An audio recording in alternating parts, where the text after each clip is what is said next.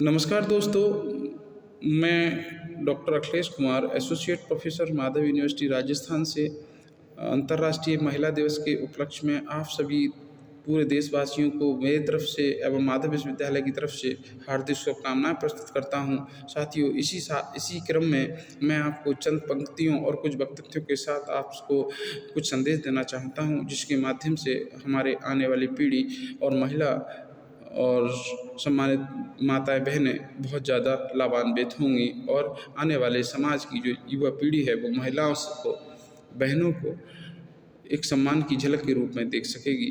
क्या लिखा है? नारी है जीवन से भरी, नारी जीवन से भरी, नारी वृक्ष समान, नारी जीवन से भरी, नारी वृक्ष समान, जीवन का पालन करे, नारी है भगवान, नारी है भगवान।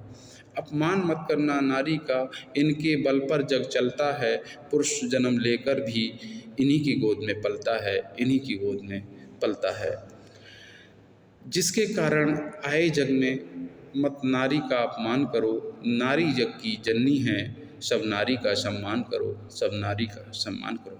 साथियों, इसी क्रम में हमने देखने का प्रयास किया है और जानने का प्रयास किया कि भारत में पितृसत्तात्मक, जिसको पैट्रियार्कल कहा जाता है, महिलाएं अपने लिए आज खड़ी हों। समाज के आधुनिक युग में भी पुरुषों और महिलाओं के बीच असमानता विस्तार पर देखी जाती है। हम ये भेदभाव न केवल उनके कार्यस्थलों पर देखते हैं बल्कि अपने घरों में भी देख पाते हैं। प्राचीन परंपराएं, रीति रिवाज हमारे भारतीय समाज में इतने लंबे समय से, इतनी गहराई से बसे हुए हैं कि वे महिलाओं की स्वतंत्र इच्छा, स्वतंत्रता और व्यक्तिगत विचारों पर रोक लगाते हैं। साथियों, ये भी कहना चाहूँगा कि महिलाओं के अवसरों से वंचित रखा जाता है। हमारी महिलाएं विभिन्न अवसरों से वंचित रहती हैं, उन्हें अपनी राय रखने की अनुमति नहीं है और वे अपने घरों तक सीमित हैं, जिससे वे पूरी तरह पुरुषों पर निर्भर हो जाती हैं। ये भी हमने देखने को मिला है। साथ साथ भारतीय समाज की जो पारंपरिक मानसिकता है वो भी कहीं ना कहीं हमारी महिलाओं को अछूता नहीं छोड़ती है। सदियों से महिलाओं की अपेक्षा की जाती रही है कि वे शादी करें, अपने पतियों की सेवा करें और परिवार की देखभाल करें। पारंपरिक दृष्टिकोण से ऐसा प्रतीत होता है कि पुरुष बाहर जाते थे, काम करते थे और पैसा कमाते थे, जबकि महिलाओं की अपेक्षा की जाती थी वे घर पर रहें, खाना पकाएं और बच्चों की देखभाल करें।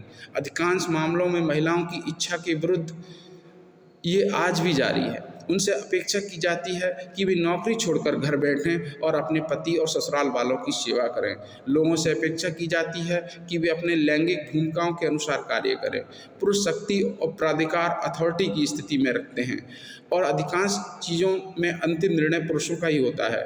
लड़कों को आशीर्वाद माना जाता था क्योंकि परिवार में एक पुरुष उत्तराधिकारी हो सकता था और लड़की होने पर हे दृष्टि से देखा जाता था और लड़की को बोझ माना जाता रहा है। और पूरे मामले में अगर हम देखते हैं तो लड़की की मां को दोषी ठहराया जाता है। साथियों, यहाँ पर हमारे संविधान ने बहुत ज़्यादा कहीं ना कहीं पहल की है और संविधान ने महिलाओं को बराबर का हक देने का काम किया है।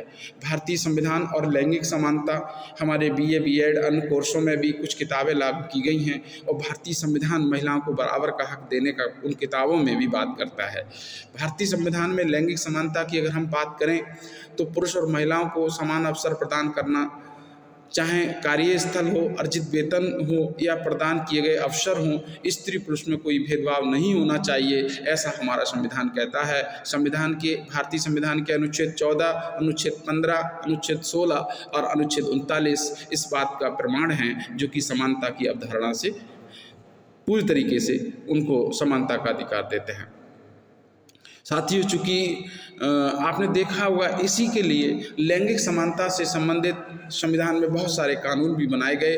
कहीं कहीं हमें देखा गया कि हमारी माताएं बहनें कहीं कहीं बहुत ज़्यादा प्रताड़ित होती थी, तो देखा जाता था कि कार्यस्थल पर उन्हें बहुत सारी समस्याओं का सामना करना पड़ता था, जिसके लिए कार्यस्थल पर विभिन्न प्रकार की पर्सनल समस्याओं से लेकर एक अधिनियम बनाया गया और उस अधिनियम को 2013 में लागू करके महिलाओं को एक अच्छी सुरक्षा प्रदान की गई। वहीं दूसरा अधिनियम कार्यस्थल पर देखा गया कि उनके कार्य में कहीं बाधा ना आए, तो उसके लिए भी विभिन्न प्रकार के कानून बनाए गए। वहीं एक समाज में बहुत विकराल भ्रांति है जो कि बहुत पुरानी परंपरा है। दहेज लेना और दहेज देना दोनों अपराध हमारा संविधान मानता है, लेकिन वास्तविकता में कितने लोग ऐसे हैं जो वास्तविक संविधान का प्रतिपालन करते हैं और दहेज लेने और दहेज देने की परंपरा को ख़त्म करने का प्रण लेते हैं। लेकिन वास्तविक रूप में देखने को मिलता है तो कुछ लोग कहते कुछ हैं और वास्तविक स्थिति कुछ और होती है। हमेशा देखने को मिला है कि सदियों पुरानी परंपरा खत्म होने का नाम नहीं ले रही है। पत्नी और उसके परिवार से अपेक्षा की जाती है कि चाहे वो पत्नी कहीं से लाए, अपने जो मायके का परिवार है उसकी परवाह किए बिना ससुराल को महंगे उपहार ला कर दे, ससुराल वालों की मांगों को पूरा करे, और यदि वो नहीं करती है तो आवश्यक मांगों को पूरा ना करने पर पत्नी के साथ पति के द्वारा और ससुराल वालों के द्वारा दुर्व्यवहार किया जाता था, उन्हें प्रताड़ित किया जाता था। कुछ मामलों में सामने आया कि यहाँ तक कि लड़की को मृत्यु तक दे दी जाती थी। दहेज निषेध अधिनियम को हमारे संविधान में लागू किया गया और परम पूज्य बाबा साहब ने इस संविधान को एक अंतिम स्वरूप देकर अधिनियम दहेज निषेध अधिनियम 1961 की लागू किया और दहेज प्रथा को ख़त्म करने के लिए दंडनीय बनाने का काम किया। साथियों, इसी के साथ साथ घरेलू हिंसा में महिलाओं को संरक्षण अधिनियम लागू किया गया जो 2005 में पूर्णतः लागू हो गया। घरेलू हिंसा आज भी कई घरों में प्रचलित है। पत्नी के साथ उसका पति बुरे व्यवहार करता है, उससे घरेलू हिंसा का शिकार बनाया जाता है। उसके ससुराल वालों की बात की जाए तो उसे मानसिक और शारीरिक रूप से प्रताड़ित किया जाता है और उसे पीड़ित किया जाता है। इन मामलों पर सोचकर ध्यान नहीं दिया जाता। पारंपरिक मामला है और इसे परिवार में ही सुलझा लिया जाता है। लेकिन ऐसे अपराध करने वाले लोग संविधान के अधिनियम के अंतर्गत आते हैं तो उनको संविधान किसी भी कीमत पर बख्शता नहीं है और ऐसा दंडनीय प्रावधान घरेलू हिंसा के प्रति हमारे संविधान में दिया गया, जहां से हमारी महिलाएं आज भी वंचित हैं। साथियों, एक बहुत कीमती और बहुत ही जघन्य अपराध की श्रेणी में एक परंपरा आती थी जिसको संविधान ने बहुत हद तक नष्ट करने का काम किया है। आज वहाँ उसकी ग्राफ बहुत कम हो गए हैं, जिसको हम एक आडंबरवाद की परंपरा भी कह सकते हैं। साथियों, सती प्रथा जिसको हम कहते थे, जो अधिनियम 1987 में लागू हुआ। सती प्रथा एक ऐसी प्रथा मानी जाती थी जिसमें यदि पति मर जाए तो पत्नी को सामाजिक संस्कार के रूप में उनके साथ जलाकर मार दिया जाता था। साथियों, कितना उचित था कितना अनुचित था ये आप खुद जानते हैं, क्योंकि जिंदा जलाया जाना कितना उसके लिए प्रताड़ित करना माना जाता था। प्राचीन काल में कम उम्र की लड़कियों की शादी अधेड़ या बूढ़े पुरुषों के साथ कर दी जाती थी, ये बिल्कुल स्पष्ट था। वे पुरुष जल्दी मर जाते थे और उनकी मृत्यु पर महिलाओं को सती होने के लिए मजबूर किया जाता था। साथियों, इस दुखद और दर्दनाक मौत होती थी। ये अधिनियम इस प्रथा को समाप्त करने के लिए हमारे संविधान में परम पूज्य बाबा साहब ने दिया। किसी को अपनी मर्जी से सती होने के लिए मजबूर करने पर अगर कोई ऐसा करता है तो सती प्रथा रोकथाम अधिनियम 1987 के अंतर्गत दंडनीय प्रावधान देने का काम संविधान ने किया। साथियों, दंडनीय बनाने के लिए जुर्माने के साथ आजीवन कारावास की सज़ा देने के लिए बनाया गया, और अगर संविधान नहीं होता साथियों तो ये परंपरा आज भी हावी होती और ना जाने कितनी हमारी माताएं बहनें इस परंपरा का शिकार हो चुकी थी और हो गई होती। तो साथियों, अब इसमें बहुत सारी चीज़ें हैं और हम देखते हैं कि लोग कहते हैं कि संविधान ने क्या दिया। अगर हम जानते हैं संविधान ने दिया तो महिलाओं को इज्जत दी, महिलाओं को समानता दी, वंचित वर्ग को एक बराबर में लाकर खड़ा करने का काम किया, तो इससे हमें ये प्रतीत होता है कि संविधान जो वास्तविक रूप में है वो वास्तविक हमारी कहीं ना कहीं महिला और बहनों की इज्जत को बरकरार रखे हुए है।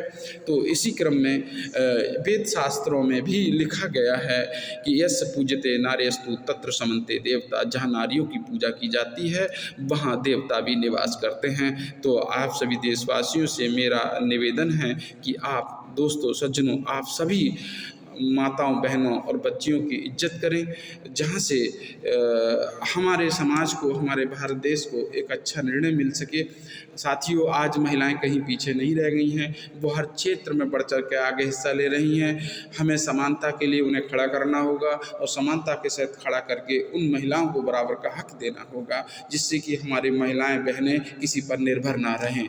अगर हम ये सोचकर काम करेंगे, मैं एक बात और निरंतर निवेदन के साथ करना चाहूँगा चाहूँगा कि जो हमारा वंचित वर्ग है, जो हमारा कहीं पीछे खड़े होने वाला समाज है, या जो समाज लड़कियों को पढ़ने की प्राथमिकता नहीं देता है, मैं उस समाज से निवेदन करना चाहूँगा कि वो समाज अपनी लड़कियों को ज़रूर पढ़ाएं। और जितना पैसा साथियों आप शादी पे खर्च करना चाहते हैं, उतना पैसा लड़कियों पर अगर आप खर्च कर दें तो कोई लड़का स्वतः आपकी लड़की का हाथ मांग लेगा। उसमें आपको कहीं पर दहेज देने की ज़रूरत भी नहीं होगी। जितना मैं समझता हूँ कि मिनिमम स्तर की शादियों की अगर हम चर्चा करें तो आज के समय में 5 से 10 लाख रुपए तक नॉर्मल शादी निपट पाती है। और साथियों 10 लाख रुपए या 5 लाख रुपए आप लड़की पर खर्च कर देते हैं तो मैं समझता हूँ कि आपकी लड़की उस लड़के के बराबर में बैठने योग्य हो जाएगी और इससे अपने आप खुद कदमों पर खड़ी होकर के आपका नाम रोशन करेगी, समाज का नाम रोशन करेगी, उनके लिए प्रेरणा स्रोत बनेगी। जो महिलाएं आज पढ़ना नहीं चाहती हैं, पढ़ाना नहीं चाहती हैं। दूसरी बात और एक निवेदन के साथ महिला बहनों से भी कहना चाहूँगा कि आप भ्रूण हत्या ना करें। अगर बेटी है तो बेटी को आने दें, ये ना समझें कि बेटी और बेटे में अंतर है, क्योंकि बेटी और बेटे में अंतर के लिए हमारे कॉन्स्टिट्यूशन ने भी बहुत ज़्यादा अधिकार दिए हैं। और उसके साथ साथ कॉन्स्टिट्यूशन हमारा ये भी कहता है कि भ्रूण हत्या भी जघन्य अपराध है। तो अगर आप लोग थोड़ा सा सुधरेंगे तो बेटियां आगे आएंगी, और जब बेटियां आगे आएंगी तो समाज में एक नए परचम, नए विकास का आयाम विकसित होगा। इसी के साथ मैं अपनी वाणी को विराम दूंगा। धन्यवाद। अगर कहीं गलती है, कोई आपको लगता है मेरा कथन से, तो मैं आपसे हाथ जोड़ के क्षमा चाहता हूँ। धन्यवाद। Thank you.